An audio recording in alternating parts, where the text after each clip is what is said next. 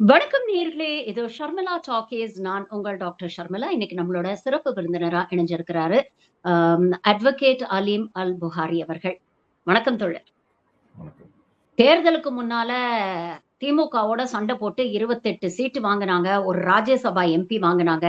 தேர்தல்ல 5 தொகுதிகள்ல ஜெயிச்சாங்க. திமுக தோல்வி அடைந்துடுச்சு அப்படின்னு உடனே அடுத்த நாளே வந்து தாவேகா பக்கம் சாஞ்சு அங்க ஒரு 2 கேபினெட் மினிஸ்டர் போஸ்ட் வாங்கியிருக்கிறாங்க. இப்போ ஒரு ராஜ்யசபாவும் கேட்டு வாங்கியிருக்கிறாங்க. இது எல்லாத்தையும் நடத்துனதுக்கு அப்புறம் நேத்து கிரீஷ் சோடங்கர் பேசும்பொழுது சொல்றாரு, மாநில அளவுல நாங்க தாவேகாவோட கூட்டணி வச்சுப்போம். அந்த கூட்டணிக்கு புதுசா ஒரு பெயர் சூட்டுவோம். ஆனா தேசிய அளவுல அ நாட்டுக்காக திமுக வந்து இந்தியா கூட்டணியில இருக்கணும் அப்படிங்கிற ஒரு விஷயத்த வந்து பதிவு பண்றாரு. ஒரு முன்னாள் காங்கிரஸ்காரரா இத எப்படி பாக்குறீங்க? அத ஏன் ஞாபகப்படுத்துறீங்க? உள்ளமெல்லாம் புண்ணா இருக்கியா அப்படிங்கிற மாதிரி. ஏற்கனவே ஒரே மிரட்டல்லாம் வேற கொடுக்குறானுங்க வந்து. ஒருத்தனடா நாக்கறுத்துறான். எப்பா இன்னொருத்தனடா நீ எதுக்காக போனேன்னு தெரியாதா? இன்னொரு வாட்டி பதிவை படிச்சு பாருங்கிறான். சிரிக்கிறதா அழுகுறதான்னு தெரியல. இவ்வளவு திறமைய நீங்க பாஜக கிட்ட காட்டியிருந்தா நேத்து இந்த இவ்வளவு திறமையை வந்து இவர்கள் பாஜகவிடம் காட்டியிருந்தா காங்கிரஸுக்கு இவ்வளவு இது இல்லை. ஒருத்தர் நம்ம வந்து நீங்க சொல்றீங்க முன்னாள் காங்கிரஸ் உறுப்பினரா என்ன பாக்குறீங்க? இது வரைக்கும் நான் முன்வைத்த எந்த கேள்விக்கும் பதில் சொல்லல. ஆனால் தொடர்ந்து வந்து ஒரு தனி மனித தாக்குதல், தொடர்ந்து வந்து டார்கெட் பண்ணி அதுவுமே ஒரு ஃபேக் கார்டு போடுறது இப்படிலாம் பண்ணிட்டு இருக்கிறாங்க. இவர்களுக்கு வந்து கடைசி வரை இந்த நிலைமை தான் போல அப்படின்னு.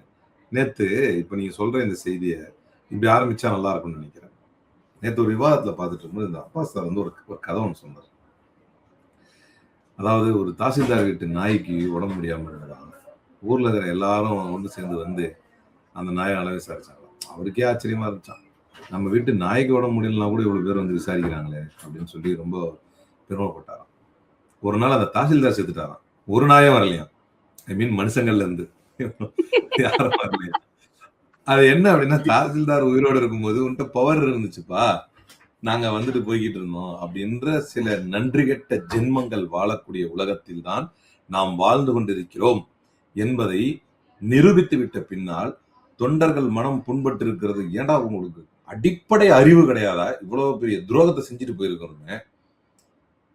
இது எப்படி இருக்குன்னா, நீங்க பாட்டுக்கு நடந்துட்டே இருங்க, உங்க கட்ட விரலை மட்டும் தான் நாங்க கட் பண்ணிடுவோம், ஆனா நீங்க வேகமா நடந்து வந்துருங்க அப்படின்னா அது எப்படி இருக்கும்?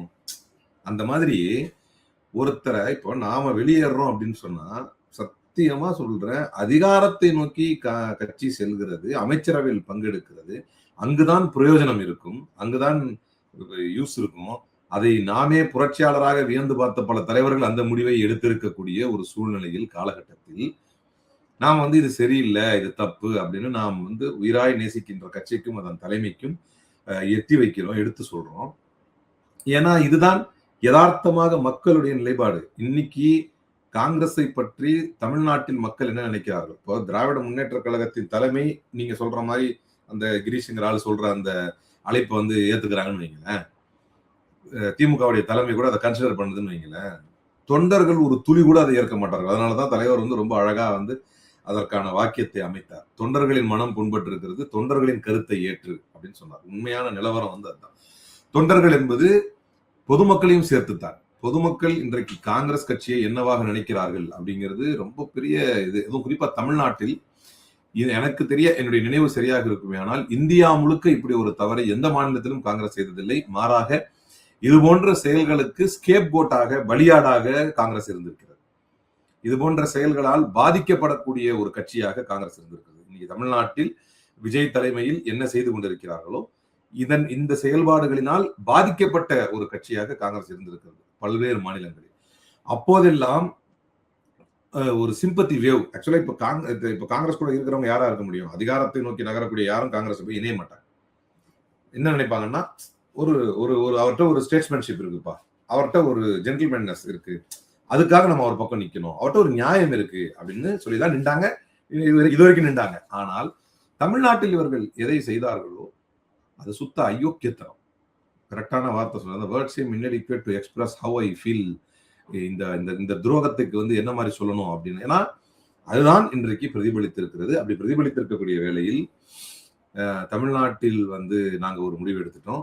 தேசிய அளவுலன்னா இது எப்படி இருக்கு அப்படின்னா, இப்ப உதாரணத்திற்கு இது சொன்னாதான் ஆப்டா இருக்கும். நான் வந்து ஒரு முடிவுல தெளிவா இருக்கிறேன். பாஜக, காங்கிரஸ் அல்லாத ஒரு தேர்ட் ஃப்ரண்ட், ஒரு மூன்றாவது அணி, ஒவ்வொரு ரீஜனல் பார்ட்டி லீடர்ஸ் உடைய தலைமையில் அமைக்கப்பட்ட மம்தா பானர்ஜி, கெஜ்ரிவால், அகிலேஷ் யாதவ், தேஜஸ்வி யாதவ், பினராயி விஜயன், பட்நாயக், இந்த மாதிரி ஒவ்வொரு மாநில தலைவர்களுடைய தலைமையில் அமைக்கப்பட்ட ஒரு தேர்ட் ஃப்ரண்ட் வந்து மிகவும் அவசியமாக இருக்கிறது அப்படிங்கிறது என்னுடைய தாழ்மையான ஒரு கருத்து. கட்சி தலைமைக்கும் என்னுடைய கருத்தாக அதைத்தான் எத்தி வைப்பேன். அதை தாண்டி இவர்கள் திமுக, எனக்கு சில பேர் பேசுறாங்களே, இந்த ஒரு எம்பி எல்லாம் பேட்டி கொடுக்குறாரு, சொல்லும்போது சொல்றாரு, அவருடைய கருத்தை சொல்கிறார். நாங்க முதல்ல இந்த மாநிலத்தில் கூட்டணி விட்டு வெளியேறியவர்கள் யார்? இவர்கள் தான். அதுவும் சொல்லாம கொள்ளாம ஒரு அடிப்படை நாகரிகமே இல்லாமல் வெளியேறி விட்டு, அதனால இப்ப நீங்க எப்படி நீங்க வெளியேறலாம் இந்த கூட்டணியில இருந்து? இது எப்படி இருக்குது பாருங்க. நீங்க எப்படி வெளியேறலாம் இந்த கூட்டணியில இருந்து?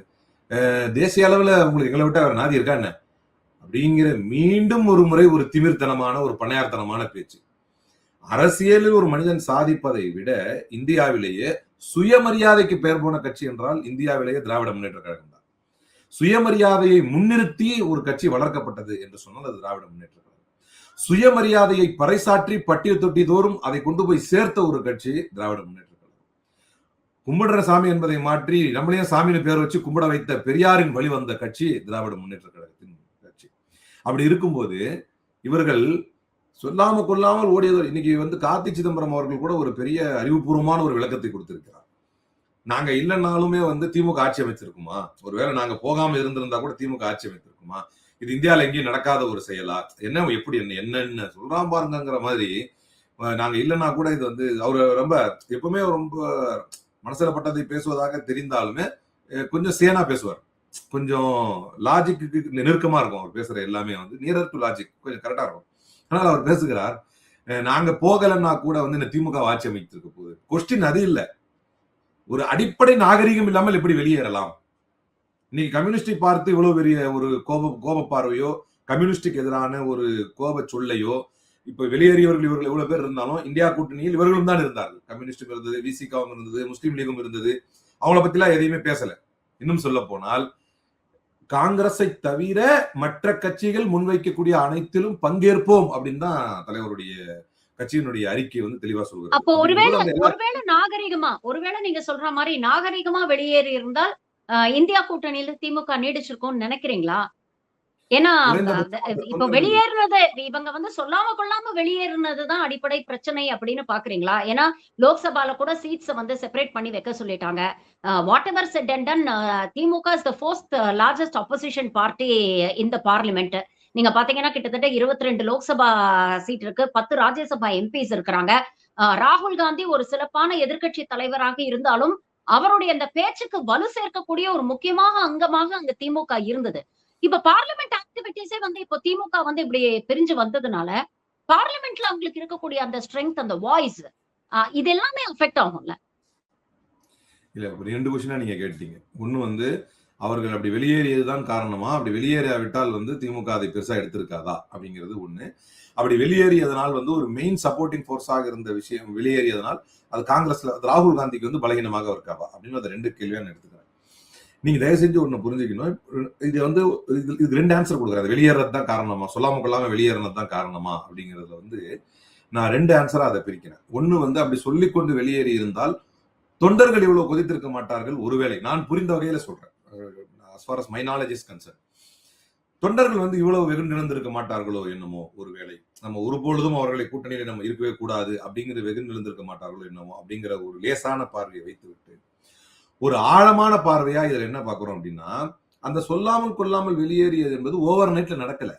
அதாவது தொகுதி பங்கீடு பேசப்பட்ட காலகட்டத்தில் இருந்து, அதாவது கூட்டணி ப்ரீபோல் அலையன்ஸ் பேசப்பட்ட காலத்தில் இருந்து காங்கிரஸ் நம்மை வெற்றி பெற வைக்காது, அவர்களுக்கு விஜயிடம்தான் எண்ணம் இருக்கிறது, அவர்கள் நம்முடைய தோல்விக்கு உழைத்து விடுவார்கள், அவர்களால் நமக்கு தோல்வி ஏற்படும் என்று திராவிட முன்னேற்ற கழகத்துல ஒரு பேச்சு இருந்துச்சு இல்லையா? அதை அவங்க ப்ரூவ் பண்ணாங்க. அந்த வெளியேறிய செயல் என்பது ஒருவேளை அதை செய்யலைன்னா நீங்க எடுத்துக்குவாங்களா அப்படிங்கிறது இல்ல. ஏற்கனவே இருந்த ஒரு சந்தேகம், நம்மை பலகீனப்படுத்தி விட்டார்கள், நாம இப்படி இருக்கிறதுக்கு இவர்களுடைய பெர்ஃபார்மன்ஸும் ஒரு முக்கியமான காரணம், ராகுல் காந்தியினுடைய இம்மெச்சூர் அப்ரோச்சும் ஒரு முக்கியமான காரணம் அப்படின்னு பேசப்பட்டு வந்ததை ஆமாம் என்று நெத்தியில் அடித்த அவர் நிரூபிச்சுட்டு போயிட்டாங்க. இதுதான் அதுல நடந்தது. சொல்லிட்டு போயிருந்தா எடுத்திருப்பாங்களா, சொல்லிட்டு போயிட்டு எடுத்திருப்பாங்களான்னா, அவர்கள் சொல்லாமல் போனதில் அவர்கள் எதை சொல்லாமல் சொல்லிவிட்டார்கள் என்றார். அவர்கள் சொல்லாமல் சென்றதில் எதை சொல்லாமல் சொல்லிவிட்டார்கள் என்றால், உண்மையில் உங்களோடு எங்களுக்கு விருப்பம் ஆரம்பத்திலிருந்தே இல்ல, நாங்க எங்கள் தேசிய தலைவர் பிரவீன் சக்கரவர்த்தி சொல்வதை கேட்டுதான் நாங்கள் நடப்போம் அப்படின்னு அவர்கள் வெளியேறியதை அந்த சொல்லாமல் சென்றது காட்டியதை தவிர, இதை விட நிறைய முரணான நடவடிக்கைகள் வேற வேற கட்சி நிர்வாகிகள் எடுக்கதான் செஞ்சாங்க. ஆனால் அவர்களிடத்தில் அவர் காட்டமா திராவிட முன்னேற்ற கழகம் நடக்கவில்லை. நீங்க கவனிச்சு பார்த்தா, நேற்றும் இருந்தோம், இன்றும் இருப்போம், நாளையும் இருப்போம் என்றது ஒரு கட்சி. மறுநாள் வெளியிருந்து ஆதரவு என்றது, அதற்கு மறுநாள் அமைச்சர்கள் இடம் என்றது. அதை யாரும் அவ்வளவு காட்டமா விமர்சிக்கல. அது ஏன்னா அவர்கள் தேர்தலுக்கு முன்னிருந்தே இது மாதிரி உள்ளடி வேலைகள் பார்த்தார்களா, அப்படி ஏதாவது குற்றச்சாட்டு இருந்துச்சுன்னா இல்ல. தேர்தலுக்கு முன்னாலேயே அவர்களுடைய தேசிய தலைவர்கள், முஸ்லீம் லீகுடைய தேசிய தலைவர்கள் திமுகவோடு ஒன்றி செல்லாமல், திமுக தலைவருடைய பெயரை எடுக்காமல், கழக தலைவரை பற்றி அவருடைய ஆட்சியை பற்றி புகழ்ந்து பேசாமல் இப்படிலாம் எங்கேயாவது இருந்தாங்களா? அப்படிலாம் இல்ல. அவங்க ஃபுல்லா இன்வால்வ்டா இருந்தாங்க. அதெல்லாம் கரெக்டா தான் போச்சு. அதே மாதிரிதான் விடுதலை சிறுத்தை ஆனாலும் கம்யூனிஸ்ட் சொல்லவே தேவையில்லை, அவங்க இந்த லிஸ்ட்டை சேர்க்கவே தேவையில்லை. அவங்க வெளியிருந்து ஆதரவு நாங்க சொன்ன மாதிரி அதிலே தான் அவங்க நீடித்து இருக்கிறார்கள். If I am not wrong, it is their policy decision. I guess அவங்க அப்படி போக மாட்டாங்கன்னு நினைக்கிறேன். கூட்டணி அமைச்சரவையில் இடம் பெற மாட்டார்கள் என்று ஏதோ கேள்விப்பட்டு எனக்கு அது உறுதியா தெரியல. அவங்க பொதுவாக அந்த மாதிரி கூட்டணி அமைச்சரவை இடம் பெறுவதில்லை, அது அவங்களுடைய கொள்கை முடிவு அப்படின்ற மாதிரி கேள்விப்பட்டேன். எனக்கு சரியா தெரியல. ஆனா விடுதலை சிறுத்தையை பொறுத்த வரைக்கும் மரியாதைக்குரிய திருமாவளவன் அவர்கள் தேர்தலுக்கு பின்னால் கூட வருத்தப்பட்டு வீடியோ எல்லாம் போட்டார். ஒரு ஓட்டா கண்டானாவிலையோ நம்ம ஆட்கள் சரியா வேலை செய்யல. அப்ப அதெல்லாம் அவர்கள் they were loyal to their alliance partner அப்படிங்கறது அது ப்ரூவ் பண்ணுச்சு. அவர்கள் வெளியேறியது ஓகே, அதற்கு பிறகு ஒரு சந்தர்ப்பவாதம், அதற்கு பிறகு ஒரு ஆசை, அதற்கு பிறகு அமைச்சரவையில் இடம்பெறக்கூடிய ஒரு எண்ணம், அதுவும் டென்ட் பண்ணிருச்சு. கூட்டணியை அசிங்கப்படுத்திருச்சு. ஒரு மற்ற தலைவர் அவர்களுக்கு ஆறாத மன வழியை கொடுத்துருச்சு. வெளியிருந்து ஆதரவு என்று சென்றார்கள். அமைச்சரவை இடம்பெறுவதை பற்றி என்னிடத்திலே சொல்லவில்லை என்று அவர் வாய்விட்டு சொல்லக்கூடிய அளவுக்கு சங்கடங்களை ஏற்படுத்தியதெல்லாம் வேற.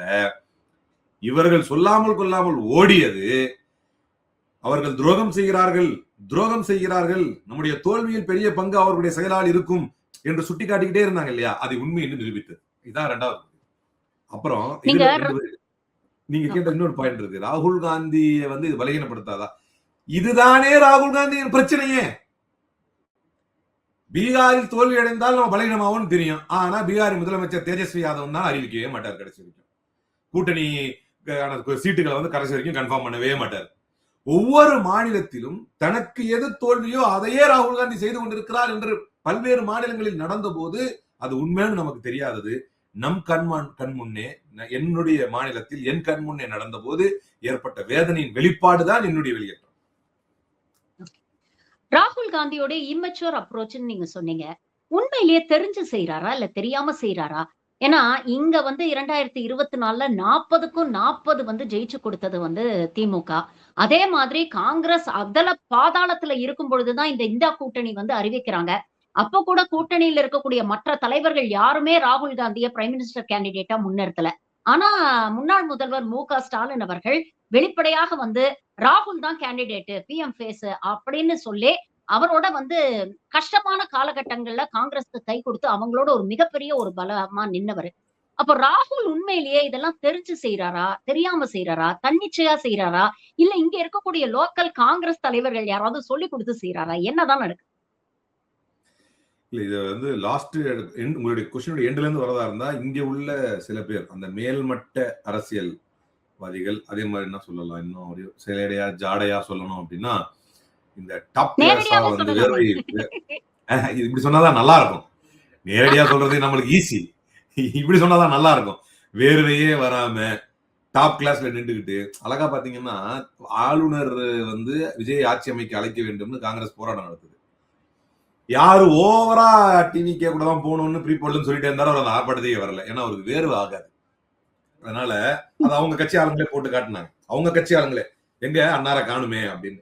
சோ அதெல்லாம் இருக்கதான் செய்யுது. இது ஒரு பக்கம் இருக்குங்க. தப்பா ஐடியா கொடுக்கறவங்க அவர் எடுத்துக்கிறாரு, அவர் நம்புறாருங்கிறது ஒரு பக்கம் இருக்கட்டும்.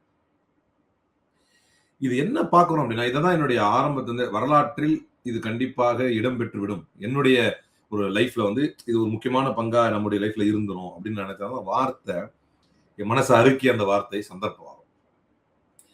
இந்த சந்தர்ப்பவாதத்தை பாஜக எல்லா மாநிலங்களிலும் செய்கிறது என்பது நம்முடைய குற்றச்சாட்டா இருந்துச்சு. அந்த இம்மெச்சூரிட்டிக்கு பின்னால இது இல்ல, அவர் தெரியாம பண்றாரா தெரிஞ்சு பண்றாரான்னு புரியலையே, அது இல்ல, அந்த பாயிண்டே இல்ல. அதுக்கு பின்னால என்ன இருக்குன்னா, it proves that he is also power hungry, he is also ready to betray anyone. அந்த அதிகாரத்தை அடைவதற்கு யாரையும் பலி கொடுப்பதற்கு தயாராக இருந்திருக்கிறார் என்பதை இந்த சந்தர்ப்பம் காட்டுது. இப்ப என்ன, நான் தான் சொன்னேன், நீங்க தாசில்தார நீங்க இருக்கும்போது உங்களால எங்களுக்கு பிரயோஜனம் இருந்துச்சு, உங்க நாயை வந்து பார்த்தோம், இனி நீங்களே செத்துட்டீங்க, உங்களால என்ன பிரயோஜனம்? என்ன பண்றது டிஎம்கே? நீங்க நல்லா இருந்தீங்க, 40 சீட் வச்சிருந்தீங்க, 39 சீட் இங்க வச்சிருந்தீங்க, உங்களால பிரயோஜனம் இருந்தது, நான் எதிர்கட்சி தலைவரா இருக்கும்போது எனக்கு யூஸா இருந்தது. இப்ப என்ன பண்றது? விஜய் வராரு, பெருசா பேசிக்கிறாங்க, எங்க மேல்மட்ட வேர்வைப்படாத நிர்வாகிகள் எல்லாம் என்கிட்ட வந்து சொல்றாங்க, இந்த மாதிரி நம்ம விஜய் கூட போனா இன்னும் நல்லா இருக்கும் அப்படின்னு சொல்றாங்க. இல்லப்பா ரொம்ப நாள் டிஎம்கே அவன் கிடக்கிறான்னு விட்டுவாங்க தலைவர், நீங்க பிரதமர் ஆனா போதும் அப்படின்னு சில பேர் சொல்றத அப்படி சொல்ற. அப்ப அவனை அறுத்து விட்டுறலாமா? இல்லப்பா ஒரு வார்த்தை சொல்லிட்டு அதெல்லாம் ஒண்ணு வேணாம், விட்டுவாங்க, அப்படியே நம்ம அப்படியே விஜய்ட்டு ஓடும், அவர் தான் இனிமே எல்லாமே அவர் தான் அப்படின்னு இந்த வேர்வைப்படாத அரசியல்வாதிகள் சொன்னதும் அதை கேட்டு முடிவெடுக்கிறார் என்றால் இது ஏதோ விளையாட்டுத்தனமான இம்மெச்சூரிட்டி கிடையாது.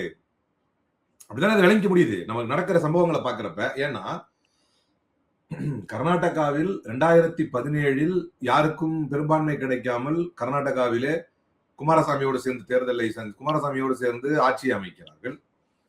அப்படி அமைச்சிட்டு 2018 பாஜக வேலையை காட்டுது. 2018 அப்படி பாஜக வேலையை காட்டுனா 17 எம்எல்ஏக்களை இன்னைக்கு என்ன நடக்குதோ, இன்னைக்கு இந்த 4 எம்எல்ஏக்கள் அதிமுகவில் இருந்து, அதே மாதிரி அங்க உள்ள காங்கிரஸ்ல இருந்து 17 எம்எல்ஏக்கள், இங்க உள்ள ஜேசிடி பிரபாகர், அங்க ஒரு ஜேசிடி பிரபாகர் இருப்பார் இல்லையா, காங்கிரஸ் ஆதரவு அமைச்சரவை தானே அது, அங்க ஒரு ஜேசிடி பிரபாகர் இருப்பார்ல, இங்க உள்ள ஜேசிடி பிரபாகர் அந்த ரெசிக்னேஷனை வாங்கிக்கிட்டார். ஆனால் அங்க உள்ள ஜேசிடி பிரபாகர் என்ன பண்ணாரு, இங்க உள்ள காங்கிரஸ் ஆதரவு சபாநாயகர் இந்த ரெசிக்னேஷனை வாங்கிக்கிட்டாரு, காங்கிரசும் அதை ஏற்கிறது. இன்னும் ஒரு படி மேல போய் சில எம்பிக்கள், இங்க இருக்கக்கூடிய தமிழ்நாட்டில் இருக்கக்கூடிய காங்கிரஸ் எம்பிக்கள் அது சரி என்கிறார்கள், அது முறை என்கிறார்கள். ஆனால் அதுவே கர்நாடகாவில் நடந்த போது காங்கிரஸ் ஆதரவு அங்கு இருந்த ஜேசிடி பிரபாகர் என்ன செஞ்சாரு, நீ ரிசைன் எல்லாம் பண்ணக்கூடாது, அது தப்பு, உன்னை டிஸ்குவாலிஃபை பண்றேன் அப்படின்னு 17 பேரை டிஸ்குவாலிஃபை பண்ணாரு. அதை எதிர்த்து அவர்கள் உச்சநீதிமன்றம் போனார்கள். வெறும் டிஸ்குவாலிஃபிகேஷன் பண்ணாங்களா? அதுதான் உச்சபட்ச ஹைலைட். அவரோட ரெசிக்னேஷனை மட்டும் வாங்காம அவர்களை டிஸ்குவாலிஃபை செய்ததோடு மட்டும் இல்லாமல், நீங்க ஆன்டி டிஃபெக்ஷன் லா என்ன சொல்லுது அப்படின்னா, if they get reelected they can serve as the people representative. ஆனா நீ அடுத்த தேர்தல் வர வரைக்கும் நீங்க வந்து கண்டஸ்ட் பண்ணக்கூடாதுன்னு அவர் டிஸ்குவாலிஃபை பண்ணாங்க. ஒரு புதுசா கூடுதலா ஒரு இம்போஸ் பண்ணாங்க. அவர்கள் வந்து அதை எதிர்த்து உச்சநீதிமன்றம் போனாங்க. அப்ப உச்சநீதிமன்றம் காங்கிரசுக்கும் சேர்த்து சொன்ன தீர்ப்பு, காங்கிரஸ் கபில் சிபல் அப்பியர் ஆகிறாரு, காங்கிரசுக்கும் சேர்த்து உச்சநீதிமன்றம் என்ன சொல்லுச்சு, resignation cannot be used as a tool to evade anti-defection law. இது யாருக்கு கிடைத்த தீர்ப்பு? ராகுல் காந்திக்கு கிடைத்த தீர்ப்பு. அப்ப தமிழ்நாட்டில் அதே ராகுல் காந்தி என்ன செய்கிறார்? He is using resignation as a tool to evade anti-defection law. அவன் ஏத்துக்க தானே செய்யறாரு. இங்க உள்ள ஜேசிடி பிரபாகர், அங்க உள்ள ஜேசிடி பிரபாகர் கம்பேர் பண்ணி பார்த்தா வேறு தான் செய்யறாங்க. அப்போ நான் பிஜேபி என்னையா பெரிய பிஜேபி சந்தர்ப்பவாதமும் பவர் ஹங்கிரியா இருக்கணும்னா அவனுக்கே நான் பாடம் கத்து கொடுப்பேன் அப்படின்னு ராகுல் காந்தி சொல்றது எடுத்துக்கிறோமா இல்லையா? இப்ப சந்தர்ப்பவாதத்துக்காக ராகுல் காந்தி இப்படிப்பட்ட விஷயத்துல இறங்குறாரு அப்படின்னா, சின்ன மீனை பிடிக்கிறதுக்காக பெரிய மீனை நழுவ விட்டுட்டாரோ அப்படின்னு தோணுது. ஒரு 2 கேபினெட் பர்த்துக்காக 2029 அவருடைய ப்ராஸ்பெக்ட்ஸ் வந்து இப்படிப்பட்ட ஒரு ஸ்ட்ராங் அலையான ஒரு டிஎம்கேவை கழட்டி விடுறது மூலமா he is losing the big picture அப்படின்னு தோணுது. ஏன்னா தாவேகாவு கிட்ட ஒரு ஆம்பிகுவிட்டி இருக்குல்ல, எதுவும் தெளிவா வந்து அவர் பேச மாட்டேங்கிறாரு. கிடைச்ச ஒரு ராஜ்யசபா சீட்டையும் காங்கிரஸ் கிட்ட தள்ளி விட்டுட்டாரு. நேரடியாகவோ மறைமுகமாவோ பிஜேபியை எதிர்க்கக்கூடிய எந்த வேலையிலும் நான் ஈடுபட மாட்டேன் அப்படிங்கறதுல ரொம்ப தெளிவாக இருக்கிறாரு. கொள்கை எதிரியே ஒரு டிஸ்டன்ஸ்ல வச்சுதான் பாக்குறாரு. இன்னும் அபிஷியலா இந்தியா கூட்டணிக்குள்ள தாவேகா வருதா இல்லையா அப்படிங்கறத இன்னும் விஜய் அனௌன்ஸ் பண்ணல. வேற காங்கிரஸ் சொல்லுது 2029 தாவேகாவோட தான் கூட்டணி அப்படின்னு சொல்றாங்க. அப்போ இந்த மக்கள் வந்து இதை நம்புவாங்கன்னு நினைக்கிறீங்களா? மக்களுக்கு ஒரு நம்பிக்கை வருமா? ஏன்னா 2029ங்கிறது மோடி வேணுமா வேணாமா அப்படிங்கறத டிசைட் பண்ணக்கூடிய ஒரு எலெக்ஷன் இல்லையா? அப்போ பாஜகவை தீவிரமாக எதிர்க்கக்கூடிய திமுக மீது மக்களுக்கு நம்பிக்கை இருக்குமா, இல்ல தாவேகா காங்கிரஸ் கூட்டணி மேல நம்பிக்கை இருக்கும்? அது நீங்க அதனாலதான் ஆரம்பத்துல கேட்கும்போது யார் பேச்சை கேட்கிறாரு அப்படின்னும் போது அந்த ஒரு பாயிண்ட் நம்ம விடாம அதுவும் ஒரு பதில் அப்படின்னு வச்சுக்கிட்டோம். இது இந்த மாதிரி ஐடியா எல்லாம் உங்களுக்கு யாரையா கொடுக்குறது அப்படிங்கிற மாதிரி டோன்ல வந்து அதை ஒரு பக்கம் அப்படி வச்சுக்குவோம். இந்த ஐடியா யாரை கேட்டு இந்த மாதிரிலாம் இந்த ஐடியா பண்றாங்க. நீங்க நம்ம மரியாதைக்குரிய விஜய் அவர்களுடைய அப்ரோச்சை பாருங்க. 41 பேர் இறந்துட்டாங்க அப்படின்னு சொன்னா அவங்க வீட்டுக்கு கூப்பிட்டு தான் யாருக்கெல்லாம் வந்து ஆறுதல் வேணுமோ வந்து வாங்கிட்டு போங்க அப்படின்னு. திருச்சியில போய் நன்றி சொல்றதா இருந்தா 5000 பேருக்கு நன்றி சொல்றேன் வாங்க, கியூஆர் கோடோட வந்து நன்றி வாங்கிட்டு போங்க அப்படின்னு. இது அவருடைய அப்ரோச். இது வந்து நான் இப்போது நேரத்தல்ல, விக்டிம் கார்டு பிளே பண்ணக்கூடிய ஒரு அரகன்ட் டு த கோர் சப்ஜெக்ட். அவருக்கு நான் என்னுடைய விளக்கம், விஜய்னா யாருன்னு என்ன விளக்கம் கேட்டீங்கன்னா, தொடர்ந்து விக்டிம் கார்டு பிளே செய்யக்கூடிய ஒரு அரகன்ட் டு த கோர் சப்ஜெக்ட் தான் வந்து விஜய். அவர் வந்து இயற்கையிலேயே மிக கொடூரமான ஆணவம் படைத்தவர். ஏன்னா இப்ப கூட அந்த அவர் அனைத்து இந்திய அண்ணா திராவிட முன்னேற்ற கழகம் வந்து 1000 தான் இருந்தாலும் அவரும் ஒரு முன்னாள் முதலமைச்சர். விமர்சனம் பண்ணலாம், வார்த்தை விமர்சனங்கள் பண்ணலாம், ஏதோ ஒண்ணு கூட பேசலாம். ஆனா அவர் வந்து மற்றும் பலரு அல்லு சில்லு அதெல்லாம் வந்து எங்க இருந்து வருதுன்னா, திமுக காரங்க பயன்படுத்துற அப்படின்னு ஒரு கொஸ்டினை வந்து பேசுறாங்க. திமுக காரங்க வந்து விமர்சனத்துல யூஸ் பண்ணல. அதுக்கு ஒரு சின்ன விளக்கம் கொடுக்க வேண்டியிருக்கு. என்னன்னா, திமுக காரர்கள் அவருடைய கட்சி பதவியை சொல்லுவார்கள், அவருடைய கட்சி பேரை சொல்லுவார்கள். அது ரெண்டுக்கு வித்தியாசம் இருக்கு. ஒருத்தர் விமர்சிக்கும் போது பாதம் தாங்கி பழனிசாமி, 10 தோல்வி பழனிசாமி, பழனிசாமின்னு ஒரு பேரை சொல்லுவாங்க. அவர் வந்து அவருடைய அரசியல் எப்படிலாம் தோல்வி பெற்றிருக்காருன்னு சொல்லுவாங்க. இது எப்படின்னா, இப்பதான் 2 வருஷத்துக்கு உள்ள வந்த ஒரு கத்துக்குட்டி திடீர்னு தெரியாதனமா சிஎம் ஆயிட்டு ஒரு முன்னாள் சிஎம்ஐய அவர் பேர் கூட சொல்ல மாட்டேன். இது எப்படின்னா, இது அகைன் சொல்றேன், நான் பல நேர்காணல சொல்றேன், மோடிக்கும் விஜய்க்கும் எப்படி எல்லாம் 10 பொருத்தமும் கரெக்டா பொருந்தி போகுதுன்னு. அதுல மிக முக்கியமானது, மோடி ராகுல் காந்தியின் பெயரை பயன்படுத்தவே மாட்டார். 13 வருஷத்துல ஒரு வாட்டி கூட சொன்னது கிடையாது. தெரியாதனமா ராகுல் கன்வால் வந்து ஒரு நார்த் இந்தியன் மீடியால வந்து ராகுல் இப்படி சொல்றாரு என்னும் என்ன தெரியுமா கேட்டாரு, கொன்சா ராகுல் அப்படின்னு. அதை அவர் புரிஞ்சுக்கணும்னு, ராகுல் கன்வால் புரிஞ்சுக்கணும்னு. என்ன புரிஞ்சுக்கணும்னா, என்கிட்ட ராகுல் காந்தியுடைய பேரை எடுக்கக்கூடாதுன்னு அர்த்தம். கோன்சா ராகுல் கேட்டார். அந்த மாதிரி அவர் காங்கிரஸ்னு வாரு, இல்லைன்னா நேருன்னு தான் சொல்லுவார், வேற யார் பேரையும் சொல்ல மாட்டார். அது மாதிரி எதிரிகளுடைய பெயரை கூட சொல்லாமல் விஜய் பெயரை தவிர்த்தார்கள் என்றால் அதுல ஒரு நியாயம் இருந்தது. நீ ஒரு நடிகர் 2 வருஷம் தான் கட்சி ஆரம்பிச்சிருக்கு, நீ உங்களை வந்து டார்கெட் பண்ணி பேசணும் அவசியம் இல்லைன்னு தவிர்த்தாங்க. ஆனா இவர் ஒரு முன்னாள் முதலமைச்சர் பேரையே தவிர்ப்பார். எதுக்கு இதெல்லாம் சொல்றேன் அப்படின்னா, அவருடைய அரகன்சி வந்து இட் இஸ் எவிடென்ட். அது உள்ளங்கை நெல்லிக்கனி. அவருடைய பேச்சிலும் ஆறுதலை வந்து வீட்டுக்கு அழைத்து மக்களுக்கு தருவதாக இருந்தாலும், நன்றியை தான் இருக்கும் இடத்திற்கு மக்களுக்கு QR கோடு கொடுத்து அழைத்து அந்த நன்றியை பார்சல் பண்ணி தருவதாக இருந்தாலும், இது இப்ப உங்க பாயிண்ட்க்கு வர்றேன். இது மட்டுமே பிரச்சனை இல்லை. நீங்க சொல்றீங்க அது விஜய் ஏத்துக்கிட்டாரா, நாங்க அவருக்கு கூட்டணியில் இருக்கிறோம் சொன்னாரா இல்லையா, அதெல்லாம் விட மிக முக்கியமான சப்ஜெக்ட் ஒன்று சொல்றேன். விஜய் எங்களை வந்து விடுதலை சிறுத்தைகளுடைய ஆதரவை விஜய் கோரினாரா? கோரினாரு தானே? எப்படி கன்ஃபார்ம் பண்ணீங்க? அதை தேர்தலுக்கு முன்னாலே கூப்பிட்டாரு. தேர்தலுக்கு முன்னாலே கூப்பிட்டாரு. தேர்தலுக்கு அப்புறம் நேரடியாக வந்து தலைவரை சந்திச்சாருல்ல. அப்புறம் கம்யூனிஸ்ட் ஆதரவு கோரினாரா? ஆபீஸ்க்கு வந்தாரா? முஸ்லீம் லீகுடைய ஆதரவு கோரினாரா? ஆபீஸ்க்கு வந்தாரா? காங்கிரஸ் ஆபீஸுக்கு வந்து ஆதரவு கோரினாரா? அவர் ஆதரவு கோரியதாக இவர்கள் சொல்லிக் கொண்டார்கள். அங்கதான் ஹைலைட். அப்பதான் கேட்கும், இந்த மாதிரி ஐடியா உங்களுக்கு யார் யார் கொடுக்கறது? இப்ப தேசிய கட்சி, அப்பதான் எனக்கு பெரிய மன வருத்தம். எவ்வளவு பெரிய தேசிய கட்சி, இந்தியாவுக்கு சுதந்திரத்தை பெற்றுக் கொடுத்த கட்சி, நேரு, ஜவஹர்லால் நேருவும் அண்ணன் இந்திரா காந்தியும் பாடுபட்டு வந்து வளர்த்து கொண்டு வந்த கட்சி. ஒரு புருஷன் முன்னாடி சிறைக்கு போறது ஒரு பெரிய விஷயம் இல்லை. ஒரே நேரத்தில் மனைவி ஒரு சிறையில், கணவன் ஒரு சிறையில், இந்திரா காந்தியும் பெரோஸ் காந்தியும். அந்த மாதிரி எல்லாம் வந்து சுதந்திர போராட்ட காலகட்டங்கள்ல இருந்து பல அடக்குமுறைகளை பார்த்து வந்த ஒரு கட்சி. எவ்வளவு பெரிய பாரம்பரியம். போயும் ஒரு நடிகருக்கு இப்பதான் கட்சி ஆரம்பிச்சு வந்திருக்கிறாரு. அவரு ஒரு ஆபீஸுக்கு அலுவலகம் தேடி வந்து கூட ஆதரவு கேட்கவில்லை. ஒரு பக்கம் இருக்கட்டும், நீ சொல்றீங்க இல்லையா, அங்க மட்டுமே நடக்கல பிரச்சனை. அவர் இந்தியா கூட்டணியில் இருக்கிறேன்னு சொன்னாரா இல்லையாங்கிறது இல்ல. என்டையர் செனாரியோவே நீங்க பாத்தீங்கன்னு சொன்னா, முதல்ல அவருடைய இயற்கை பண்பே அந்த அரகன்ஸ் ஒண்ணு. இன்னொன்னு, அவர் காங்கிரஸ் அலுவலகத்துக்கு வந்து ஆதரவே கேட்கவில்லை ஒண்ணு. ரெண்டாவது, இவர்கள் சொன்னார்கள் அவர் ஆதரவு கோரியதாக. எப்படின்னு தெரியல, அவரோட வாட்ஸ்அப்ல ஆதரவு கோரினாரா, இல்ல மெசேஜ் அனுப்பிச்சு விட்டாரா, இல்ல மெசேஞ்சர் அனுப்பிச்சு விட்டாரான்னு தெரியல. அந்த ஆதரவுக்கு இவர்கள் ஒரு பதில் ஒன்று கொடுத்தார்கள். அது என்ன பதில் கொடுத்தாங்க அப்படின்னா, அவர் ஆதரவு கோரியிருக்கிறார், எதிர்காலத்தில் அவர் வந்து கம்யூனல் போர்சஸோட கைகோர்க்க கூடாது என்கின்ற நிபந்தனையோடு அப்படின்னு. உங்களுக்கு நல்லா தெரியும், இருக்கிறது ஒத்த எம்எல்ஏ தான், பிஜேபி எம்எல்ஏ.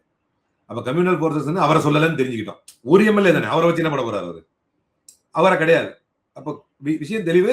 என்டையர் இந்திய அலையன்ஸ், இட் மீன்ஸ் என்டையர் இந்திய அலையன்ஸ். காமராஜர் யாரு? காமராஜ் யாரு?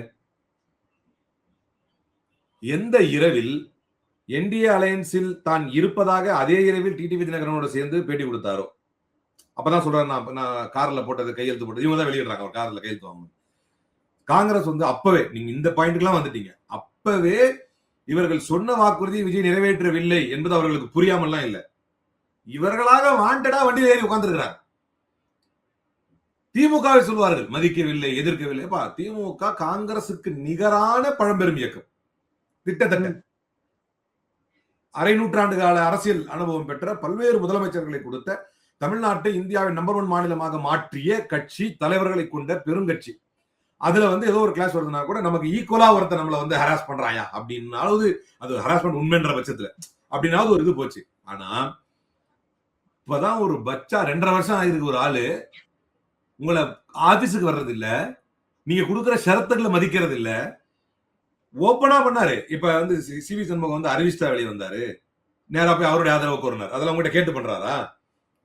அதே மாதிரி இந்த 4 எம்எல்ஏக்களை பத்தி உங்கள்கிட்ட கேட்டுதான் பண்றாரா? காங்கிரஸ் கன்சல்ட் பண்ணிட்டு தான் பண்றாரா? எல்லாத்தோட உச்சகட்டம் என்னன்னா, இன்னைக்கு ராஜ்யசபா எம்பியாக அறிவிக்கப்பட்டிருக்கக்கூடிய அந்த நபர் கம்யூனிஸ்ட், விசிகா இதெல்லாம் எல்லாருடைய ரெப்ரசன்டேட்டிவா நான் போறேங்கிறார். ஆர்கே சார் ஒரு பதிவு அழகா போட்டிருந்தார். ஆப்வியஸா யோசிச்சு பார்த்தா இவங்க எல்லாருமே ஆலோசிச்சு விஜய் அறிவிச்ச மாதிரி தெரியல. காங்கிரஸ் கூடவே ஒரு ஆலோசனை பண்ணாரான்னு தெரியல. அது வெளிப்படையாக ஒரு ஆலோசனை நடந்தது அப்படின்னு நமக்கு எதுவுமே தெரியல. இன்னும் நிறைய இருக்கு. விஜயுடைய அந்த அரகன்ஸ் பத்தி பேசுறதா இருந்தா நிறைய இருக்கு. இதுல எல்லாத்திலையும் டு தி எக்ஸ்ட்ரீம் எக்ஸ்டென்ட் கடுமையாக அவமரியாதை செய்யப்பட்ட ஒரு இயக்கம் இருக்கும். ஏன்னா அது காங்கிரஸ் பெரிய இயக்கம், இதான் உண்மை. ஆனா இவர்கள் சொல்லும் போது திமுக சொல்வார்கள், திமுக நம்மளை அவமானப்படுத்திச்சு, நம்மளை வளர விடல. எந்த கட்சியும் இன்னொரு கட்சி, நான் ஒரு கட்சி வச்சிருந்தேன் வச்சுக்கீங்களேன், நல்ல நட்புறவா தோழமையா நீங்க ஒரு கட்சி வச்சிருக்கீங்க, உங்களை நான் வளர்றதுக்காக நீங்க வளர்றதுக்கு நான் கட்சி நடத்துவேன், நான் வளர்றதுக்கு நீங்க கட்சி நடத்துவீங்க, என்ன உங்களை விடுங்க.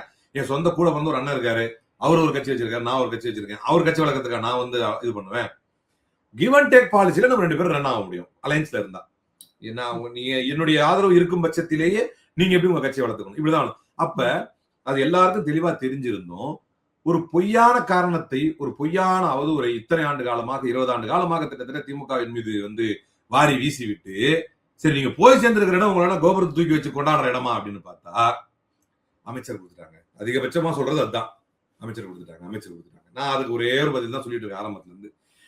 2026 ப்ரீபோல் அலையன்ஸ் ஃபைனலைஸ் பண்ணி நீங்க 28 சீட்டுன்னு கன்ஃபார்ம் பண்ணி விஜயுடைய அழைப்பை புறக்கணித்து, விஜயுடைய ஆட்சியில் அதிகாரத்தில் பங்கு என்கின்ற அழைப்பையும் புறக்கணித்து, ப்ரொவைடட் அதை புறக்கணிச்சு நீங்க திமுக அலையன்ஸ்ல சேரும் போது உங்களுக்கு தெரியும் உயிருக்கு ஊசலாடிட்டு இருக்கிற நிலைமையில கூட திமுக கூட்டணியில் இடம் தராதுன்னு. அமைச்சரவையில் இடம் தராது. உண்டா இல்லையா? தெரிஞ்சுக்கிட்டு தானே போனீங்க அலையன்ஸுக்கு. இன்னைக்கு என்னமோ அது திமுக வாண்டடா அதை அவமரியாதை பண்ண மாதிரியும், எங்களை விஜய் ஆனர் பண்ணிட்டாருங்கிற மாதிரியும். அப்ப பிரச்சனை யாரிடத்தில்?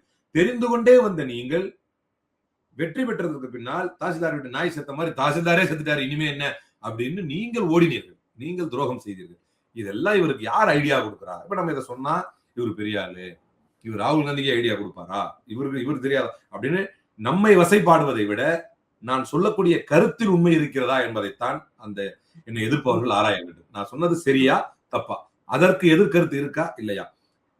இவ்வளவு அலங்கரித்து இவ்வளவு கண்ணியம் செய்த ஒரு தலைவரை விட்டு எந்த விதத்திலும் உங்களை மதிக்காம திரும்ப தான் சொல்றேன். லாஸ்ட்ல 2 அமைச்சர்கள் நிற்பாங்க. அப்ப 2 அமைச்சருக்காக எவ்வளவு மான மரியாதையும் இழக்க தயார், 2 அமைச்சருக்காக எவ்வளவு ஜனநாயக படுகொலையும் சகித்துக் கொள்ள தயார், 2 அமைச்சருக்காக பாஜகவுக்கு எதிராக நம்ம என்னென்ன கொள்கையெல்லாம் மற்ற மாநிலங்களில் பேசினோமோ அதை இந்த இடத்தில் சமரசம் செய்து கொள்ள தயார் என்கின்ற நிலைக்கு காங்கிரஸ் விட்டது என்றால் உங்களுக்கு யார் இந்த ஐடியாவை கொடுக்குறா?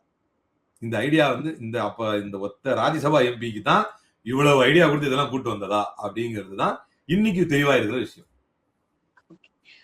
காங்கிரஸ் திமுக கூட்டணியில இருக்கும்போது வைக்க முக்கியமான விமர்சனம் என்னன்னா, கட்சிக்குள்ள இருக்கிறதுனால இந்த கூட்டணியில எங்களால கட்சியை வளர்க்க முடியல அப்படிங்கிற விமர்சனத்தை தொடர்ந்து வச்சுக்கிட்டு இருந்தாங்க. காங்கிரஸ்க்கு ஒரு சில பாக்கெட்ஸ்ல தமிழ்நாட்டுல ஒரு போட் பேங்க் இருக்கு அப்படிங்கிறது நமக்கு தெரியுது. இப்ப தாவேகா கூட்டணிக்கு போறது மூலமாக உண்மையிலேயே கட்சியை வளர்க்க முடியும்னு நினைக்கிறீங்களா?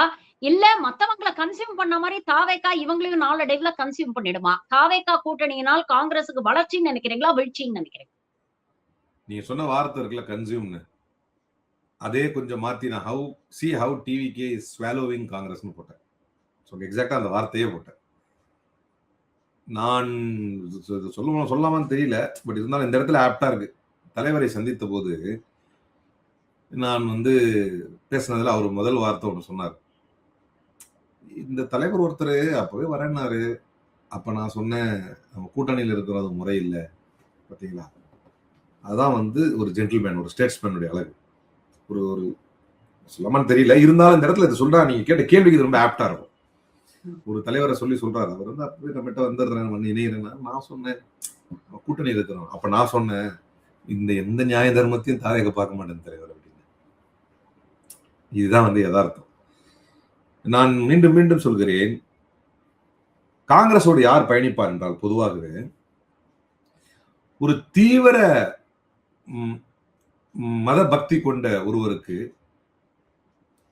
திமுகவும் செட் ஆகாது, பாஜகவும் செட் ஆகாது. ஏன் பாஜக செட் ஆகாது நான் சொல்றேன்னா, அந்த மதத்துல ஒரு உண்மையா இருக்கும் பட்சத்துல எல்லா மதமும் அன்பு நேசம் பாசம் போதிக்கிறதுனால இவர் என்ன திடீர்னு வெறி விட்டுறானே அப்படின்னு அதுல போக மாட்டான். சில நேரங்களில் திமுக என்ன நினைப்பாங்கன்னா, இவங்க வேணாங்கிறாங்க, கடவுளை எதிர்க்கிறாங்கன்ற ஒரு பிம்பத்தை உருவாக்கி இருக்காங்க இல்லையா, அதுல போக மாட்டாங்க. பெரும்பாலும் என்ன செய்வாங்கன்னா காங்கிரஸுக்கு போயிடுவாங்க. ஏன் அப்படின்னா இந்த இரண்டையுமே பேலன்ஸ் பண்ற ஒரு பார்ட்டியாக காங்கிரஸை பார்ப்பாங்க பல இடங்கள்ல. நீங்க நல்லா யோசிச்சு பாருங்க. இப்ப இன்னைக்கு ஆல்ரெடி அந்த வேலையை யார் பார்த்துட்டு இருக்காருன்னு விஜய் பார்த்துட்டு இருக்காரு. நேச்சுரலாவே விஜய் வந்து காங்கிரஸை ரீப்ளேஸ் பண்றதுக்கு வந்துட்டார் தமிழ்நாட்டில். இதை புரிஞ்சிக்காம 2 சீட்டுக்காக 2 அமைச்சரவை இடத்துக்காக இதை புரிஞ்சிக்காம போய் விஜயோடு அமரும் பொழுது விஜய் மொத்த காங்கிரஸை மொழிப்பார் எழுதி வைத்துக் கொள்ளும். விஜய் டோட்டல் அவர் வேண்டும்லாம் செய்ய மாட்டாரு. இதை நான் வந்து இன்னும் ஒரு உதாரணத்தோட சொல்றேன்னு, எங்கள் பகுதிகளில் நான் இருக்கக்கூடிய பகுதி என்னை அறிந்தவர்களுக்கு தெரியும் எங்க பகுதி எதுன்னு. எங்க அப்பா அம்மா வீடுலாம் இருக்கக்கூடிய பகுதி. அங்க நம்மளோட காங்கிரஸ்ல பயணித்துக்கிட்டு இருந்த பசங்க எல்லாரும் நம்ம பேனர்ல எல்லாம் வந்து காங்கிரஸ் போட்டோக்கு வருவானுங்க எல்லாரும் காங்கிரஸ் அப்படின்னு. என்னால பேரோட சொல்ல முடியும். அவங்க எல்லாம் நான் நேத்தான் கேட்டேன் என் ஃப்ரெண்டு கிட்ட, அவன் என்னடா ஆச்சு அப்படின்னு. அவங்க டிவிக்கு போயிட்டாங்க அப்படின்னா. இவங்க எல்லாம் காங்கிரஸ் நம்மளோட பண்ணி என்னால யாராவது இப்ப உதாரணத்துக்கு கமெண்ட்ல வேணா கதறனான்னு வைங்களேன், நான் வேணா எடிட் பண்ணி பேரோட போடுறேன் யாரெல்லாம் போடுறது டிவிக்கு. அந்த மாதிரி கட்சியே வந்து காலியாகி போயிடுச்சு. இவங்க ஒரு இன்னொரு கோணத்துல இப்ப இதுல வந்து இப்ப இந்த கேள்வியில இதையும் சேர்த்து அலசிடணும். இந்த ஒரு பாயிண்ட் அது என்ன அப்படின்னா, நம்ம ஒரு கால் ப்ரீபோல்ல வந்து காங்கிரஸோட தாவேக்காவோட போயிருந்தா நம்ம இதை விட நிறைய எம்எல்ஏ வாங்கியிருப்போம் தெரியுமா அப்படிங்கிற ஒரு வாதத்தையும் முன்வைக்கிறார். விஜய் ஓபனா ஒரு அழைப்பு கொடுத்தார். விஜய் வெல்ல மாட்டார் என்று பயந்ததனால் இவர்கள் எல்லாம் போல. இதான் உண்மை. காங்கிரஸ்ல வந்து ஒரு சின்ன ஷேக் இருந்தது விஜயோட போலான்னு. ஆனா அவங்க லாஸ்ட் டைம்ல திமுக வந்ததுக்கான மிக முக்கியமான காரணம் வின்னபிலிட்டி தான், வேற எதுவுமே கிடையாது. போகலாம் எல்லாம் சரிதான், ஆனா அவர் வந்து ஒரு அன்டெஸ்டட் ஒரு ஃபோர்ஸ். அவரு நம்ம தோத்துட்டா என்ன பண்றது அப்படிங்கிற பயம்தான் இவர்களை திமுக கூட்டணியில் ரிட்டைன் பண்ண வச்சது. இதான் உண்மை. இப்ப அவர் ஜெயிச்சாருன்னு அவங்க வர்றாங்க. இப்ப அகைன் பாயிண்ட்டுக்கு வர்றேன். விஜய் கூட்டணிக்கான அழைப்பை கொடுத்தார், யாருமே போல. அப்படி போன கொஞ்சம் பேர் இருக்கிறாங்க. அண்ணன் KM ஷெரீப் அண்ணன் இருக்காரு, ஹாரூன் ரஷீத் இந்த மாஜக ஒருத்தர் இருக்காரு, இன்னும் கொஞ்சம் பேர் அந்த பையன் முஸ்தபா கூட வந்து தனி கட்சி தான் வச்சிருக்காப்ல, அவர் வந்து டிவிக்கு கிடையாது. அப்ப இவங்க யாருமே இப்ப இவங்க யாரையாவது அவரு விசில்ல நின்றாங்கன்றது புரிஞ்சிக்க முடியுது. ஏன்னா அவங்களுக்கு சின்னம் கிடையாது, சின்ன கட்சி சின்ன இல்ல. ஆனா அவங்க யாரையாவது அந்த கட்சி பேரை சொல்லி விஜய் அழைத்தாரா? அந்த கட்சியுடைய கூட்டணி வேட்பாளர்னா சொன்னாரா? இந்த கட்சிகள்லாம் நம்மளோட கூட்டணி இருக்குதுன்னா சொன்னாரா? முழுக்க முழுக்க விஜய் என்கின்ற ஒரு ஃபோர்ஸ் விசில் அப்படிங்கிற ஒரு சின்னத்தை வந்து நல்லா கொண்டு போய் ரீச் பண்ணி எனக்காக ஓட்டு போடுங்கன்னு சொன்னதுனால இதை பெற முடிந்தது. அதான் சொல்ல வர்றேன். இதுவே விஜய் கூட்டணியில் கை சின்னத்திற்கு ஓட்டு போடுங்கள் என்று சொன்னார், சத்தியமாக இந்த வாக்குகளை அவரால் அங்க பெற முடியாது. விஜய் கூட்டணியிலே இன்னொரு சின்னத்தை காரணம் காட்டி இப்போ ரொம்ப ஆதங்கப்படுற மாதிரி இருந்தா பம்பரம் சின்னத்தில் ஓட்டு போடுங்கள் அப்படின்னு சொல்றதா இருந்தா, பானை சின்னத்தில் ஓட்டு போடுங்கள் அப்படின்னு சொல்றதா இருந்தா, ஏணி சின்னத்தில் ஓட்டு போடுங்க அப்படின்னு சொல்றதா இருந்தா, கதிர் அறிவாளில் ஓட்டு போடுங்க அப்படின்னு சொல்றதா இருந்தா நடக்குமான்னா நடக்கவே நடக்காது. எனவே ஏன்னா இவங்க எல்லாருக்குமே ஒரு ஹிஸ்டரி இருக்கு. விஜய்க்கு வந்து அட்மினிஸ்ட்ரேட்டிவ் வைஸ் ஹிஸ்டரி இல்லை அப்படின்னாலும் நமக்கு unfortunately, but fortunately for him he can portray himself as clean hand. மற்றபடி அந்த நீதிமன்ற வழக்கு வரி கட்டல அதுதான் மிஞ்சி போன பேச முடியும். அதை தாண்டி அவரை தன்னை கிளீன் ஹேண்ட்ஸா காட்டிக்க முடிஞ்சது. அது அவருக்கு ஃபார்ச்சுனேட்டா போயிருச்சு. நமக்கு அது இன்னொரு விஷயம் அன்பார்ச்சுனேட்டா என்ன போயிருச்சு அப்படின்னு சொன்னா, அவருக்கு வந்து அட்மினிஸ்ட்ரேட்டிவ் வைஸ் அனுபவம் இல்லைன்னு தான் நம்ம அழுத்தணும். ஆனா மக்கள் அதை பார்க்காம அவர் கிளீன் ஹேண்டு, அவருக்கு தேவையில்லை. விஜய் கரெக்டா பிச் பண்ணாரு. என்ன பண்ணாருன்னா, எனக்கு தேவையே இல்லை, நான் நிறைய விட்டுட்டு வந்திருக்கிறேன் அப்படின்னு. இந்த டைலாக காங்கிரஸ் கூட்டணி வச்சுட்டு சொல்ல முடியுமா? அதாவது ஏற்றுக்கொண்டோ ஏற்றுக்கொள்ளாமலோ வழக்குன்னு சில வழக்குகள் இருக்குது. பேசியிருக்க முடியாது, எதுவுமே பேசியிருக்க முடியாது, பேசிருக்க முடியாது. எதுவுமே பேச முடியாது. இவர் பேச என்னென்னலாம் இருக்கோ அதெல்லாம் பேசவே முடியாது. தன்னந்தனி ஆளு நீ ஏன் நம்ம பாருன்னு பாட்டு கூட பாடி இருக்க முடியாது. ஏன்னா அப்ப தன்னந்தனி ஆளா இருந்திருக்க மாட்டாரு, கூட்டணியோட இருந்திருப்பாரு. அந்த பாட்டையே மாத்தி இருப்பாங்க. கூட்டணியான ஆளு நீ ஏன் நம்ம பாருன்னா சொல்லி நீ மொத்தமா என்ன பாருன்னா சொல்லிருக்கலாம். எனவே அதுக்கு முன்னாலேயே போயிருந்தாலும் கூட இது சாத்தியம் கிடையாது. அவங்க சும்மா சொல்றது அதெல்லாம். அது இவருக்கு இந்த ஓட்டு கிடைச்சிருக்காரு. எல்லாமே விஜய்க்கு சாதகமாக அமைந்தது, உச்சபட்சமா சாதகமா அமைந்தது. விஜய் எல்லாம் ஒரு ஃபோர்ஸா நேத்து எதிர்கட்சி தலைவர் இளம் தலைவர் சொல்லிட்டார், நம்ம பார்த்தோம் பட் இவரை நம்ம அப்போஸ் பண்ணாம விட்டுட்டோம், நம்ம வீடுகளில் இருக்கிற ஆளுங்களை பார்க்காம விட்டுட்டோம். இதுதான் யதார்த்தம். அந்த பார்க்காம விட்டுதான் ஒரு சாதகமாயிருச்சு. அவர் அடிக்கல யாருமே, அவரை வந்து கவுண்டர் பண்ணல யாருமே. சரி இவர் புலம்பிட்டு போறாரு, சீமான் ஒரு 8% மாதிரி சீமானுக்கு இவருக்கு தான் போட்டி அப்படின்னு விட்டாச்சு. ஆனா அவர் எமர்ஜ் ஆகி வந்துட்டார். ஸோ இனி வரக்கூடிய காலகட்டங்கள் அதெல்லாம் நடக்க போறது இல்லை. நடந்து முடிந்ததை காரணம் காட்டி காங்கிரஸ் பேசுவதில், காங்கிரஸோ மற்ற கட்சிகளோ பேசுவதில் நியாயமும் இல்லை. லைஃப் டைம்ல once in life time opportunity Vijay கிடைச்சது, ஏதோ ஒரு வகையில் தட்டி தர மாதிரி வந்து விட்டார். இனி ஒரு முறை இது நடக்காமல் பார்த்துக் கொள்ள வேண்டியது ஒவ்வொரு திராவிட கொள்கைவாதியின் கடமை. பல்வேறு விஷயங்களை இன்னைக்கு எங்களோட பகிர்ந்துட்டீங்க. உங்கள் நேரத்துக்கும் கருத்துக்களுக்கும் மிக்க நன்றி தோழர். Thank you very much for join.